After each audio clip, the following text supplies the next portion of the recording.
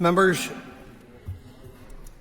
it is time for questions to the Minister of Finance, and we start with listed questions. Questions 2 and 3 have been withdrawn, and I call Connie Egan. Number 1, please. Minister.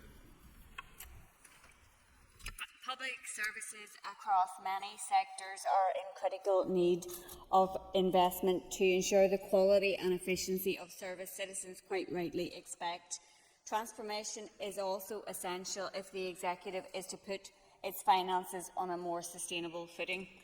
The financial package for the restored Executive includes £235 million of ring-fence funding for public sector transformation. This provides £47 million each year over a 5-year period.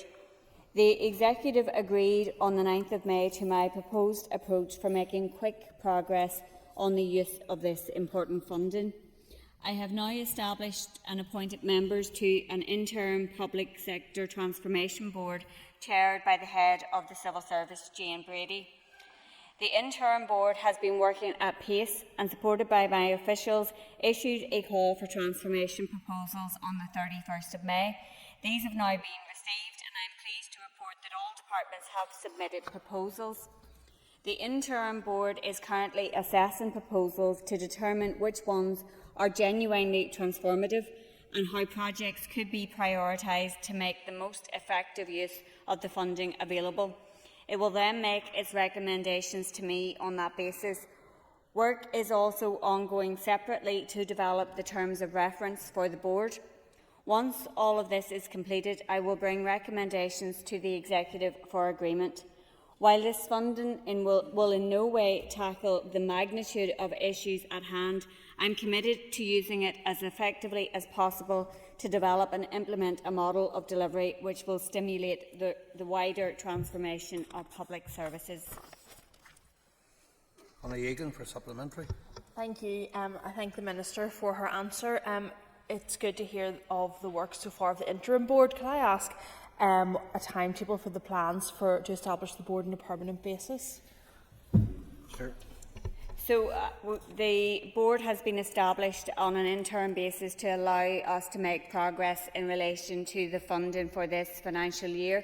We didn't want to be in a position where we weren't able to receive proposals and spend the 47 million and potentially be in a position that you could lose some of that money or have to ask for it to be reprofiled.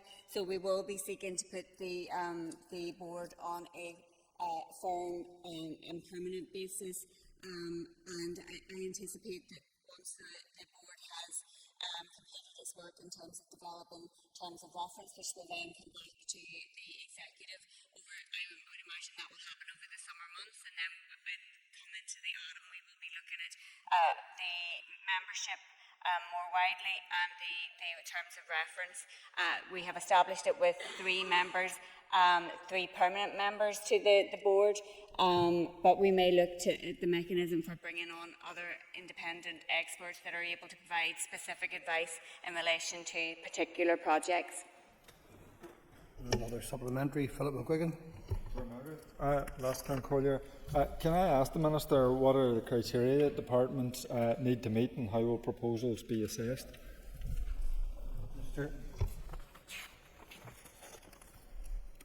The letter from the Interim Transformation Board to departments had requested that proposals aim to achieve some or all of the following objectives: increased financial sustainability of public services, to transform the model of delivery of public services to improve effectiveness and efficiency, to meet increased demands and improve outcomes for citizens, and prevention or cost savings and early intervention.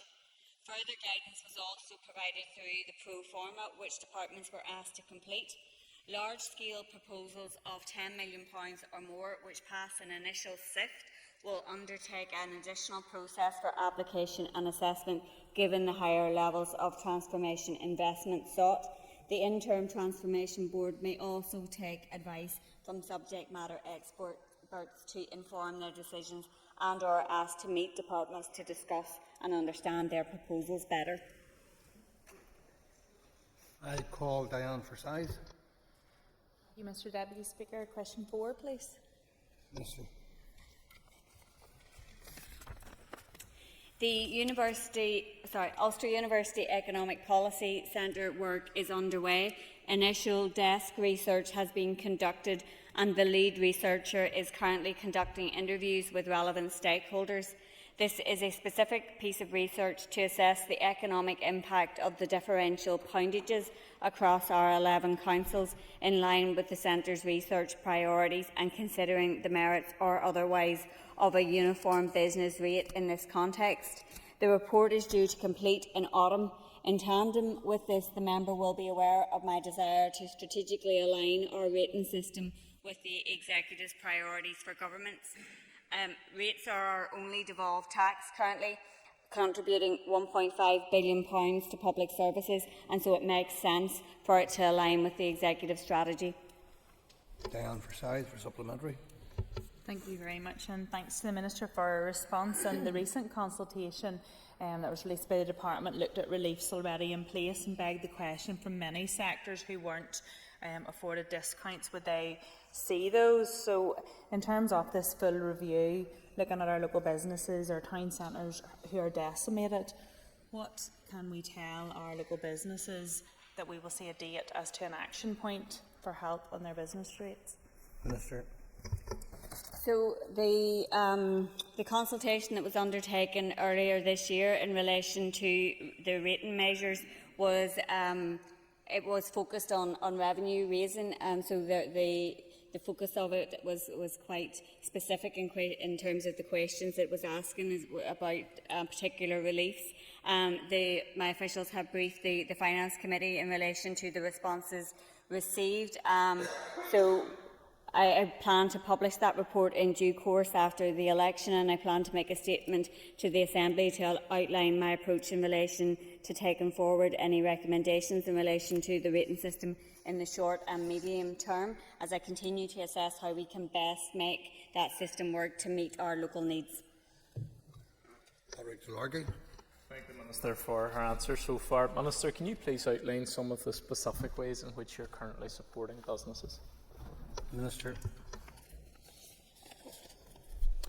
Since taking up this post in February, I have already secured holding the regional rate increase to the inflationary rate, as opposed to the 15% increase that was being pushed by the Secretary of State, and I have reinstated the Back in Business scheme to incentivise the use of empty units in our towns and cities, and also restored the Rural ATM scheme. My department has also renewed the Small Business Rate Relief Scheme for 2024-25 and has delivered on its commitment to more frequent and regular revaluations by setting the valuation date in legislation for Reval 2026. This was just the work of our first 100 days as an executive. Around 75% of non-domestic ratepayers occupying property here get some form of rate support.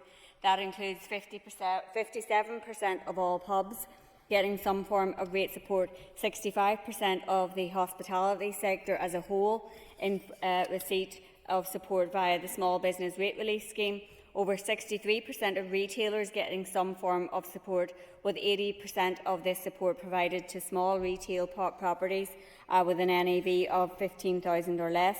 Almost 30,000 businesses from our tax base of just under 75,000 businesses get small business rates relief, and 4,474 manufacturers pay the lowest business rates in these islands, getting 70% off their rates by virtue of industrial derating tax relief, which is unique to this jurisdiction.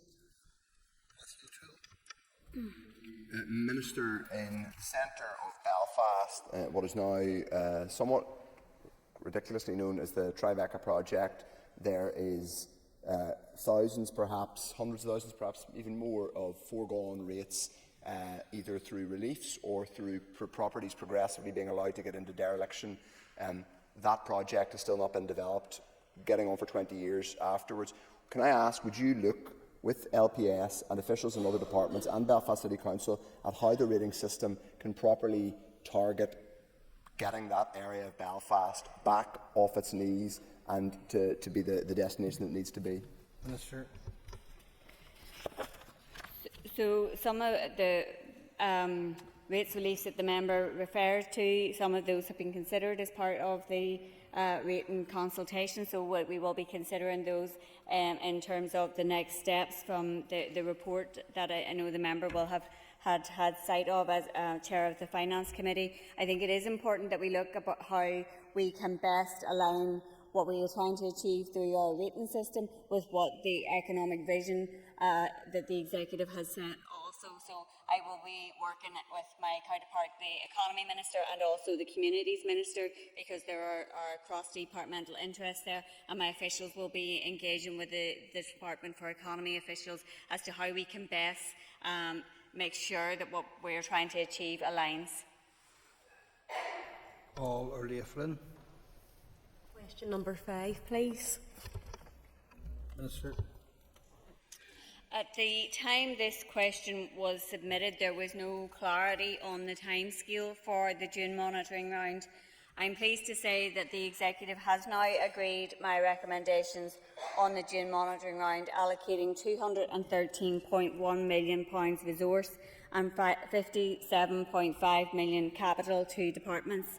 This included £122 million for the Department of Health, £35 million for the Department of Justice, £29.5 for the Department of Education. It also provided £20 million of capital DEL to the Department for Communities for Social Housing.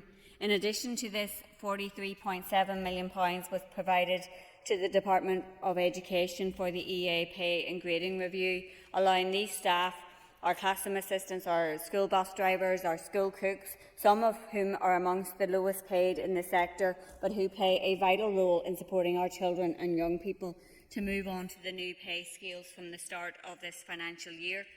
I did carefully consider whether June monitoring round should proceed during the pre-election period, and my view is that this process represents the normal and routine business of the Executive.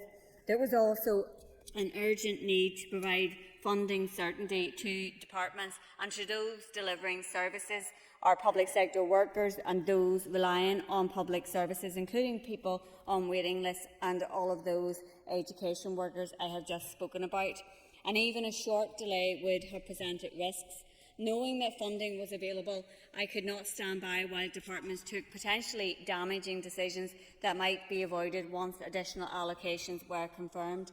And proceeding as we have also allowed for proper Assembly engagement without the House needing to be recalled during recess. Early Flynn for supplementary. Thank you, and I thank the Minister for that answer. And just as a supplementary, in terms of yesterday's announcements and the funding that was announced, did any of that include additional funding that was secured as a result of the Fiscal Framework Agreement? So, following the agreement of the interim fiscal framework on the 22nd of May, the needs-based factor of 24% will apply from 2024-25 to all new Barnett consequentials arising since the Executive was restored in February. It will apply when the Executive's funding relative to British Government spending in England falls below its relative need of 124%. The funding provided by the financial package which accompanied the restoration will be exempt from this calculation, meaning that it will apply in both 2024-25 and 25-26. So in the funding allocations that were made yesterday, there was an additional £23.9 million as a direct result of the signing of the interim fiscal framework to the spring statement announcement from Treasury back in March, and additional funding applied to other Barnett consequentials which we anticipate from Westminster Mains. I call Deborah Erskine. Mr Deputy Speaker, question 6. Minister.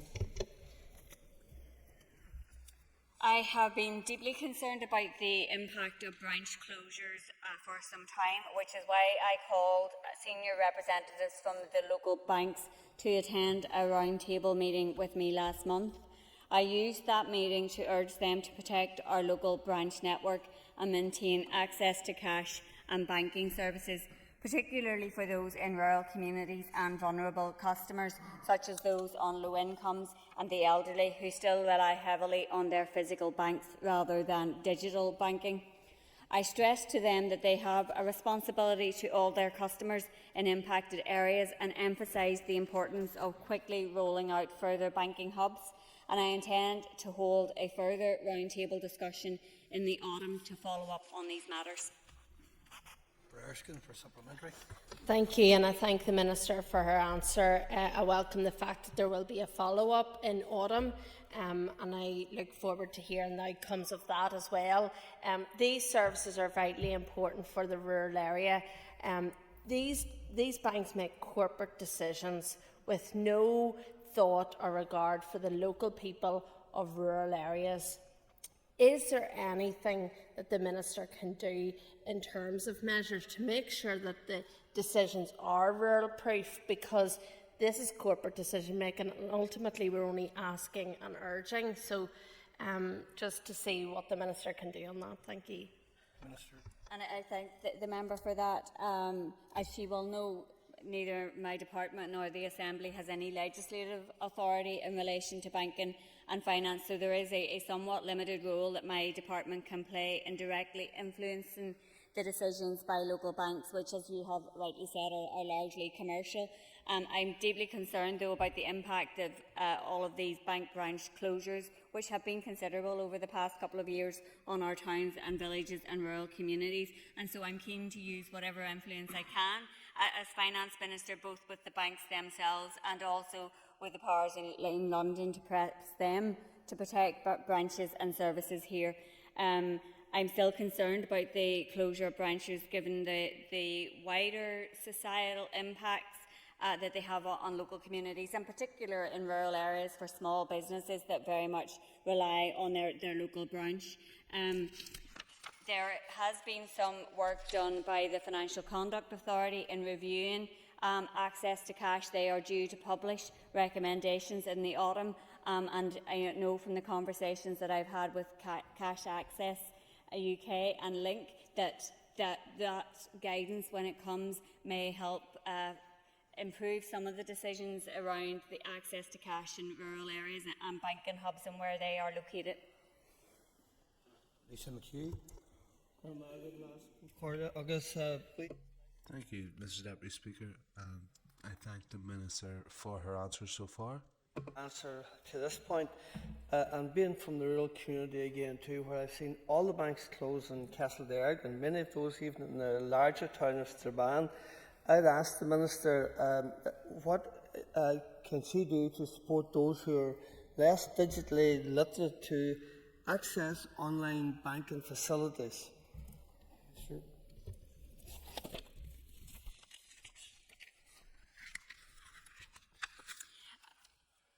So it's vital that banks proactively work with customers to encourage digital and financial literacy, which is something that I pressed upon them when we met on the 1st of May. In addition, my department has a small digital inclusion team to promote online services and to give people the skills, confidence, motivation and trust to navigate the online world.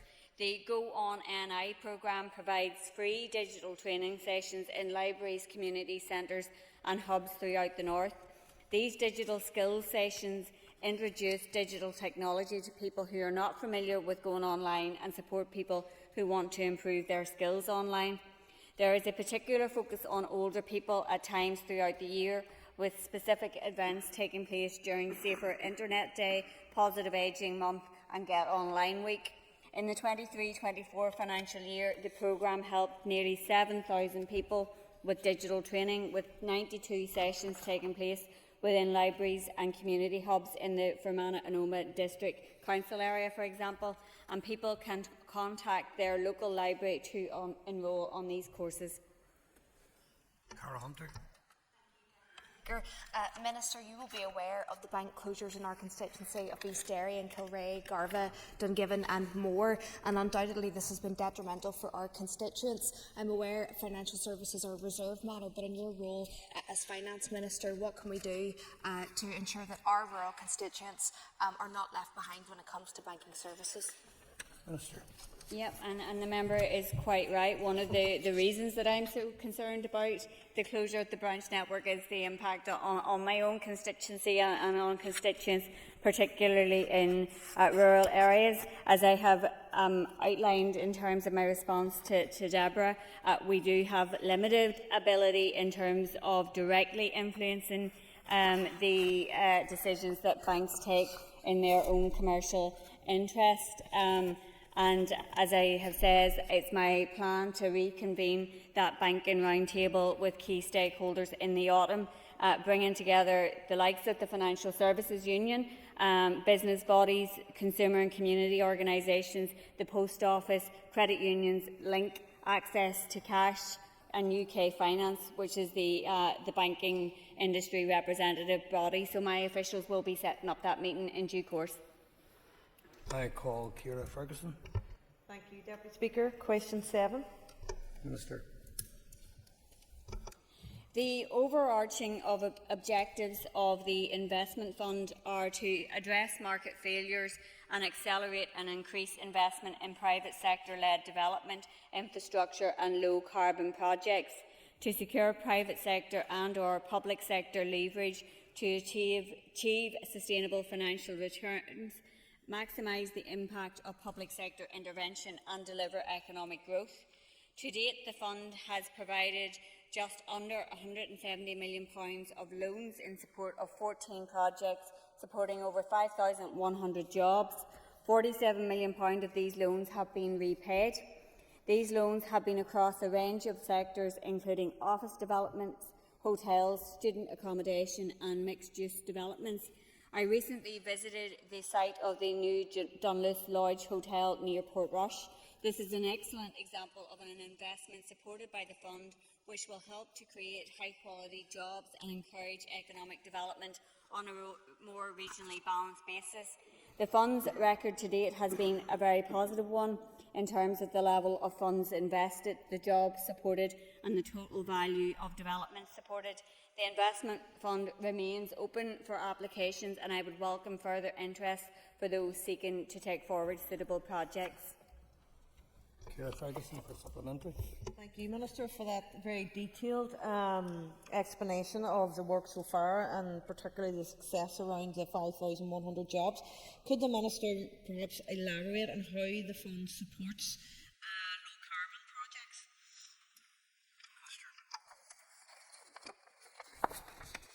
So of the 14 projects supported to date, 13 are expected to achieve an Energy Performance Certificate of A or B rating. The fund has also invested £50 million to support 3 energy-efficient office development projects during this time, which are estimated to have resulted in an annual CO2 saving of 771 tonnes. The Oakland Apart Hotel in Belfast has also achieved WELL Platinum building status as it uses 100% renewable energy, is partly powered by on-roof solar panels and heated with air source heat pumps. It also sends zero waste to landfill. I recently met with the fund managers and was pleased to hear of their ongoing aim to seek opportunities to diversify projects supported both geographically and in terms of the sectors supported. We have also discussed the need to continue to pursue opportunities to invest in low-carbon schemes. Owen Tennyson. And thank you, Minister, for that answer. Minister, you've outlined that the Northern Ireland Investment Fund is a debt-based scheme. Do you see any scope for the creation of a new equity-based scheme specifically targeted at the transition to net zero and investment in those areas of the energy market where there's market failure? Minister.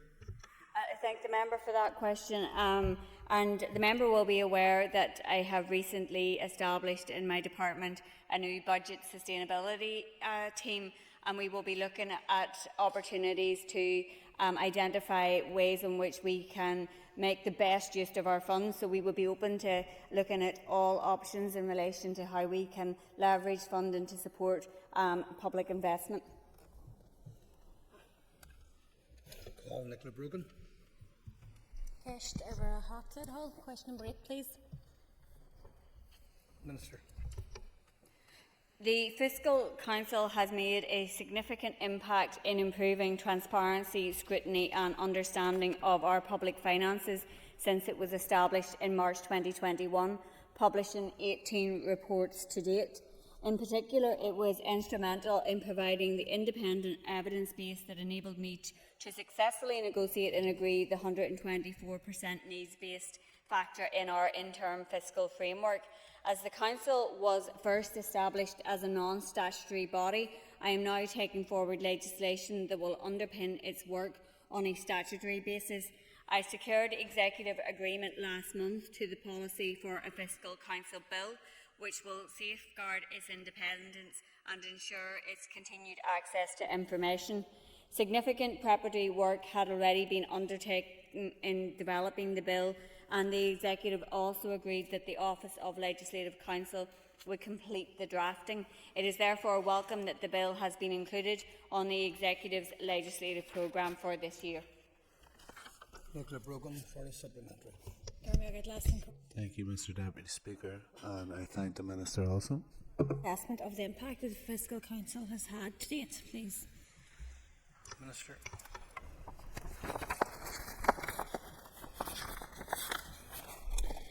Well, in my opinion, the Fiscal Council has had a significant impact during its short time. Their assessments are insightful and are highly valued. They make a difference in terms of improving the transparency, scrutiny and understanding around the budget and monitoring process. They have produced a range of impactful reports, including assessments on our budgets, sustainability reports, technical reports and a comprehensive guide to public finances here. Their independent evidence has helped support our case to the British Government around a level of relative need. They have also signalled the cliff edge to public finances that would have materialised in the very near term as a result of the Executive Restoration Package settlement. This independent scrutiny was valuable for elements included in the recent signing of the interim fiscal framework. Their work with various stakeholders, including providing evidence to the Finance Committee, has also assisted in increasing understanding of public finances and provided valuable opportunity for discussions on need, sustainability and future planning. Paula Bradshaw. Thank you, Minister, for your answers. Just picking up on that point around the evidence, can you please outline your opinion in terms of how much that evidence will inform negotiations with the Treasury on the permanent fiscal framework for Northern Ireland? Thank you. Minister. So the work of the Fiscal Council so far has been really helpful and useful in providing that evidence. I recently established a new team in my department to take forward the work to develop and agree the final fiscal framework. That team is already considering what further evidence on our level of need can be provided and whether any further analysis is needed and who might be best placed to undertake that. So they have and will continue to engage with the Fiscal Council given the significant evidence base that they have already provided with counterparts in other departments to understand if there's additional evidence there that in other departments that we can use in making that case for a higher level of need, and other experts in the field as well. So we will continue to consider how we can build on the robust independent evidence that we already have regarding our relative need from the Fiscal Council. Question now. Minister. So I have previously indicated to members my intention to bring forward a bill to amend the current law on marriage and civil partnership in 2025. I am proposing to put non-religious belief marriage, for example, humanist marriage ceremonies, on an equal footing with religious marriage, and to raise the minimum age for marriage and civil partnership from the present 16 to 18. There was almost unanimous support in consultation responses to increase the minimum age to 18. These are important proposals for which I have requested the support of executive colleagues. Work is at an advanced stage, and once the executive approval is secured, my officials are ready to engage with the Office of Legislative Counsel on drafting the relevant amendments. I hope that agreement to proceed with the drafting of a bill will be secured at earliest opportunity. Argue for supplementary. You nearly answered me supplementary in terms of just of a time scale to progress this. It is good, obviously, that there's been those additions, and it's just in terms of the consultation responses that they support all of that, and just really if there's a more definitive timeline at this point that can be given. Work is at an advanced stage. My officials briefed the Finance Committee on the Marriage and Civil Partnership a number of weeks ago, and members were supportive of the changes. I circulated a paper to executive colleagues on the 21st of May, and I asked for it to be tabled at our executive meeting on the 13th of June. So once executive approval is secured, my officials are ready to engage, as I said, with the Office of Legislative Counsel. I would have liked to have been in the position to have secured that executive approval before summer recess, but I am hopeful that the legislation can be introduced next year and the law can be amended before the end of this current mandate. Brian Kingston for a quick supplementary. We're down to 1 minute. Okay, well, maybe if I can go straight to the supplementary, just to question number 10, and to highlight the need to ensure that the new government at Westminster will support the need for a final fiscal framework. Signed, as the member will be aware, the interim fiscal framework on behalf of the Executive on the 21st of May. That agreement marks substantial progress on the position within the financial package and, importantly, includes a firm commitment to review the Executive's funding before the cliff edge in 26-27. It also provides us with a platform to build upon the establishment of the Joint Exchequer Committee, which formalises arrangements for negotiation of a more comprehensive fiscal framework. I've repeatedly made the case for further investment in public services, and I'm committed to continuing to do so at every opportunity.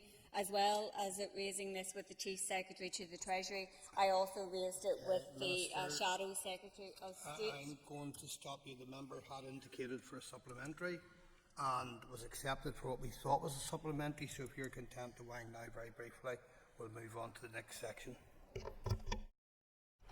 Thank you, Minister, for your cooperation. Members, that ends the period for listed questions. We now have 15 minutes of topical questions. Question 7 has been withdrawn, and I call Matthew O'Toole. Speaker, Minister, you acknowledged today, and indeed in a written answer to me on the 25th of June, you said that the factual report summarising consultation responses in relation to the rating revenue-raising measures consultation could not be published because of the pre-election period. Now, that is just a factual response summarising consultation responses. It doesn't set out your policy or executive intention. It's simply a factual summary of other people's responses. You said today, and you said in a written answer to me... Mr. O'Toole. This is important, Deputy Speaker. You said to me that it couldn't be published because of the pre-election period. Why is that? Why could that not be published, but a £300 million monitoring round could be published? Mr.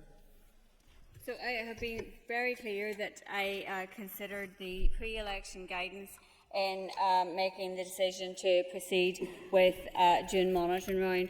I did so on the basis that June monitoring is normal and routine business of the Executive, and therefore it's appropriate to proceed with it during the pre-election period.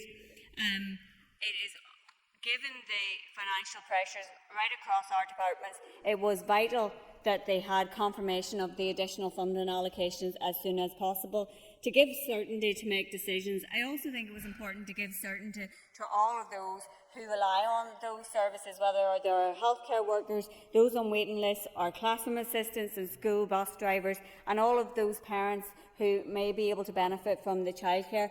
Any delays in June monitoring could risk overspends or lead to greater adverse impacts than would have been the case had decisions been taken earlier. Supplementary. Your position is that 4 days difference would have jeopardised public services, but you also say that a routine report setting out consultation responses without any policy intent could not be published because of a pre-election period, but totally normal and routine business to have an exceptional Monday morning executive meeting for 3 podiums to be set out in the Great Hall for you, the First and Deputy First Minister, to have a press Question, conference. Mr. That O'Toole, apparently please. is routine business. Minister, with respect, I think you're taking us for fools, and I think you and your department have jeopardised civil service integrity. Is that a question, Mr. O'Toole? Yesterday's point.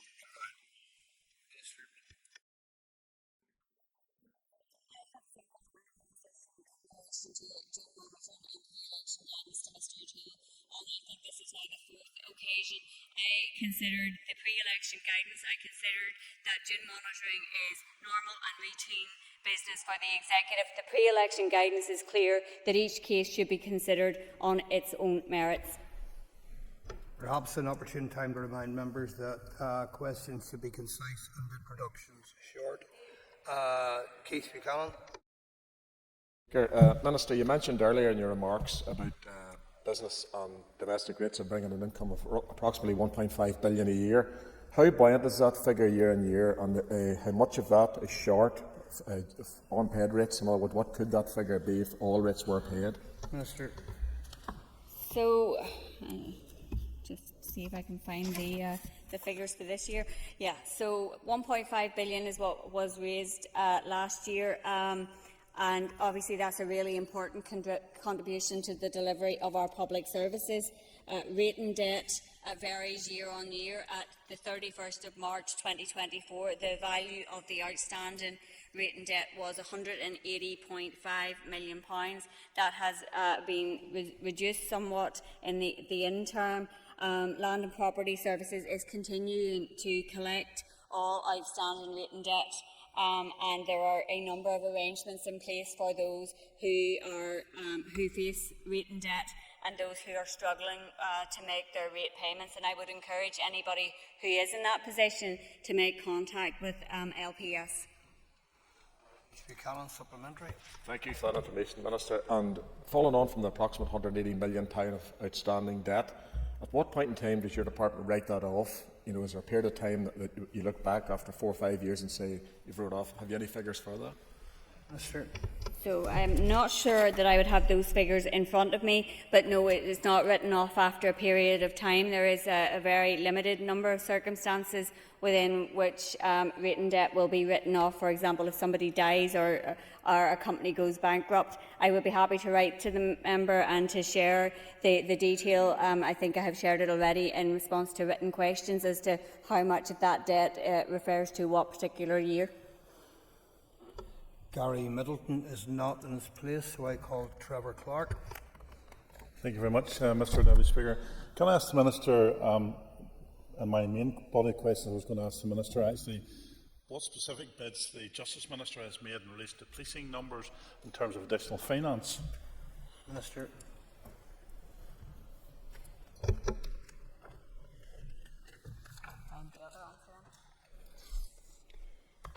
So there was resource bids from the Department for Justice totalling £274.7 million for PSNI, an additional capital of £16.4 million sought for maintenance and enhancement of the PSNI estate. Further to this, £18.7 million of ring-fenced resource still. As the member will be aware, however, both resource and capital bids in the monitoring round far outweighed the level of resources available. And the Executive has agreed to provide an additional £35 million of resource still to the Department of Justice. Trevor Clark, for supplementary. Can I thank the Minister for that answer, and indeed thank the Minister for making the bid in terms of the additional finances? Given that the Executive, all of the Executive parties had made a commitment in 2019 in terms of signing up on a new approach, in terms of resourcing the police to an adequate level. At what stage are you, Minister, going to get serious about funding the PSNI sufficiently to allow those numbers and allow the Justice Minister to bring those numbers back to where they should be? Minister. And I would put on record my thanks to the Justice Minister for her constructive engagement, both in setting the budget and in relation to June monitoring. She was very clear about the pressures facing the PSNI and right across the justice system, and I have taken on board what she has said in relation to that. And I think that, and I'll not put words in her mouth, but I think that she would recognise that I have tried to make additional allocations to support the Department for Justice, with £95 million additional in the budget in 24-25 that was announced on the 25th of April, and then with the additional funding in June monitoring. I think that we all recognise the challenges that's facing us in relation to our public finances, and I am committed to continuing to make the case to the incoming British Government later this week that we do need to see proper investment in our public services, and that includes for the Department of Justice. Joanne Bunting. Thank you, Mr Deputy Speaker. Is the Minister aware that numerous retired police officers are being contacted to say their pensions have been overpaid, some for as long as 16 years? Sure. So I'm not sure that that's something that has been brought to my immediate attention, but I would be happy to write to the member in response to it, but go ahead with your supplementary. Joanne Bunting, supplementary. Thank you, and thank you, Minister. This follows on from a similar debacle involving prison officers' pensions, which is rumbling on. Clearly something is going badly awry if these pensions are being miscalculated to that extent and it's not noticed for as long as 16 years. I'm aware there's also involvement from the DOJ, but will the Minister undertake a review to establish what is going on to lead to such grave errors with public funds and considerable distress for all those involved? I would encourage the member to write to me with some of the details in relation to that, and I will be happy to take that on board and to give that consideration. Okay, in existence not misplaced question 7 has been withdrawn. I move on to Deborah Erskine. Thank you, Mr Deputy Speaker. The Minister may be aware that there is a VAT consultation happening from Treasury. Could she give her assessment of that consultation? So obviously VAT is a reserved matter. My officials engage regularly with their counterparts in Treasury, and we have made the case on many occasions and will continue to make the case that, for example, we should see the ability to reduce the VAT for hospitality and tourism, because we are in particular circumstances with having competition from the south, where businesses there are at an advantage in relation to that particular issue. Deborah Erskine. Thank the Minister for her answer. I'm pleased to hear in terms of that ongoing engagement. One particular issue that I am concerned about is the taxi industry. And in 2014 there were 16,000 taxi licences. At the beginning of this year it was down to 7.5. The taxi industry is worried about VAT changes and what it will mean for their industry, because it could result in operators potentially going out of business or taxi drivers not going into the industry. Yeah. So will the Minister commit to listening to the industry, and will she put input into the Treasury's VAT consultation on this issue particularly? I would encourage the member to write to me on that particular issue, and then I can share that with officials and we can take a look at that and involve it in the ongoing consultation that they have with their counterparts. Call Cahill Boylan. Caoimhe, Lias can call you and thank the Minister for her answers so far, but could I put the Minister, how is June monitoring supporting investment in the school estate?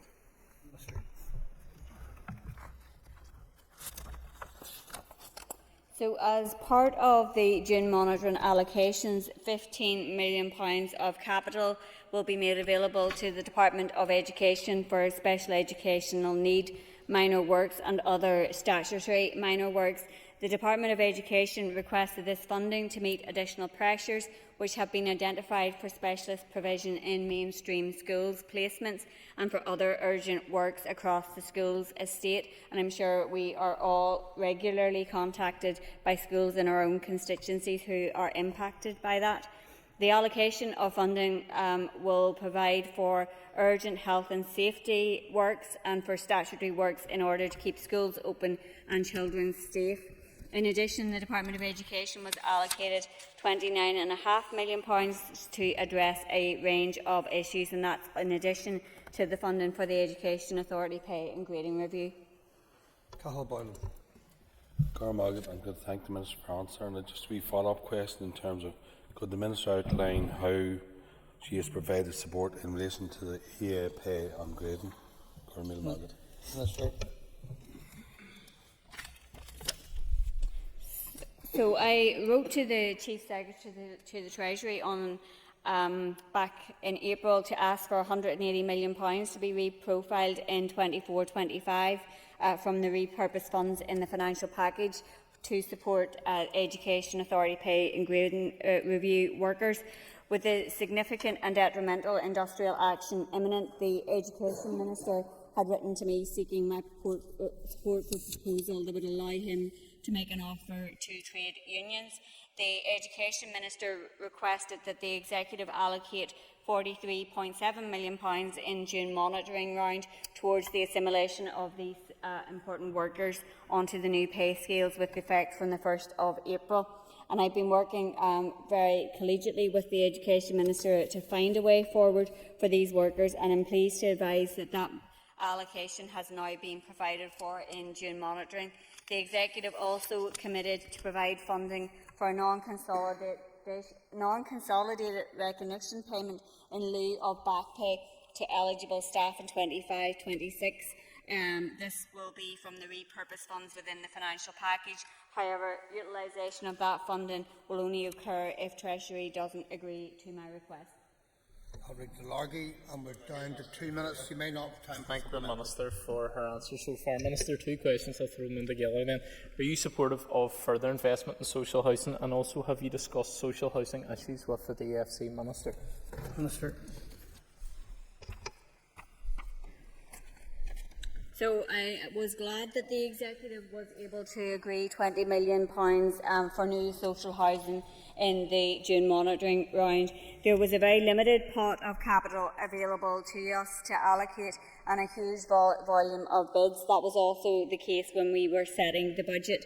So I was pleased that we were able to allocate the significant portion of money available in June monitoring to social housing. I understand that will enable around an extra 200 new social homes to be delivered, but we are all very aware of the constraints that have existed in terms of our capital budget, and I am very committed to working with the Communities Minister to identify how we can take forward further investment into our housing. We are all very aware of the demand for new homes. I met with the Communities Minister on the 24th of June to discuss the housing supply strategy, and I've encouraged him to look at ways other sources of funding could be utilised to see if there's opportunities there to increase the supply of new social and affordable housing. And I continue to work collegiately with both the Communities Minister and other Executive colleagues on this important issue. Padraig Delargy for 30 seconds supplementary. Thank you. Answered. Okay, time's up. Can I ask members to take their ease for a change at the top table before we move on to the next item on the order paper? Thank you.